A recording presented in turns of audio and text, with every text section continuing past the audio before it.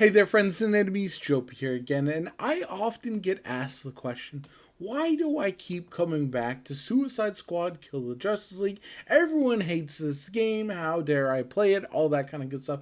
But honestly, I want to see the story through, and I paid for the game. We're getting these free updates. I might as well spend a couple hours and see what they're all about, have some fun along the way, and enjoy my time with it, and then put it back down until I am ready to have fun with it again. I always test out the new characters, I do all that kind of stuff, and I'm genuinely curious how long they're going to keep updating this game. Because originally, if you missed it, there was a lot of backlash with the way that the Justice League characters died, right?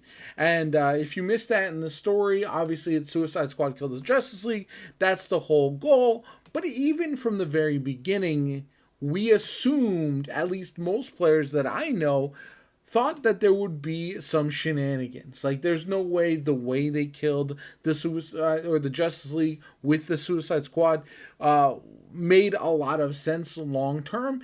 And as with any live service game, a looter shooter, they were planning content for the future and having it be an evolving story, which sounds like a good idea until you have a bunch of people who saw some clips out of context, looked at the story, looked at how, for example, Batman died, and were immediately appalled by the story. But now we're getting to the part of the life cycle of Suicide Squad Kill the Justice League, where we have, and spoilers are ahead if you have not gotten to this point and you don't want spoilers. I imagine there's very few people who are worried about that at this point, but we are essentially rescuing the Justice League and understanding that they are clones that we killed originally. They were formed by Brainiac and we killed the clones. Now we're here to rescue the actual Justice League. Now, the only one who's probably dead is still Wonder Woman, but even still, it is cool to know that they are coming back. And I want to see how this all shakes out. Ultimately, hopefully the game doesn't get canceled before we get all that. But yeah, let's see what they have in store for us. This just launched today as a new cinematic, and I think it could answer some questions. You'll know how hard this was for me, but I finally had to admit, I can't save you alone. Don't think I've changed my mind about working as part of a team. But this does remind me of when we first got our start as villains.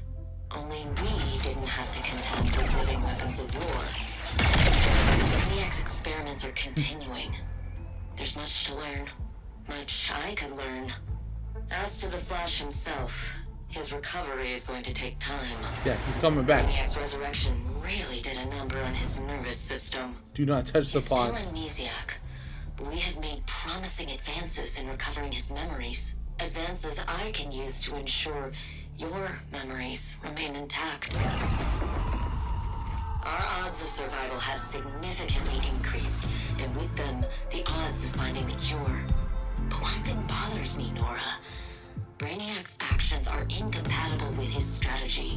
There is something else driving him. And you know how I feel about incomplete hypotheses. No matter. We'll stop him. Yeah. Whatever the future brings, I'll be there for you. No apocalypse is going to change that.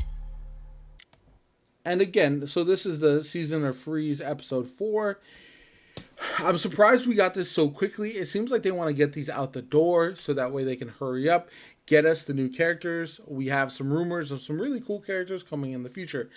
And ultimately, again, I know this game gets a lot of flack, but just like with Marvel's Avengers, they're setting up some really cool story ideas, and they're just not going to see it through. We had Future Hulk in Marvel's Avengers, and now we have us rescuing the actual Justice League, who are not crazy, who can potentially help us, potentially set up a showdown where we are teaming up with the Justice League to take down Brainiac once and for all. I think that's such a dope concept potentially, and people are impatient. They just didn't want to see it through. So for me, I thought this was a pretty solid cutscene. Again, I like the way they do it with these comic book style explanations. I do like that as well. Probably don't cost as much as fully animated cutscene. We do get some of those still, but overall, I just want to see where this all goes. Hopefully, with the next season, we'll get another character. We'll get some more explanation. Maybe we'll rescue another Suicide Squad character. With the way this game flopped, though, the content that we get isn't there. There's not enough to be excited about, but I do like where the story is heading, and I want to see it ultimately shake out. So if you ever wonder why I stick around with this game, this is the reason. I hope you enjoyed the video. If you did, hit the like button, subscribe to the channel. If you want to stay tuned for all of the storyline of Suicide Squad Kill the Justice League, or you want to come into the comments and tell me how much this game sucks, let me know in the comments down below. Like the video, all that kind of good stuff. My name is JoPa. Have a good one. I'll catch you all later.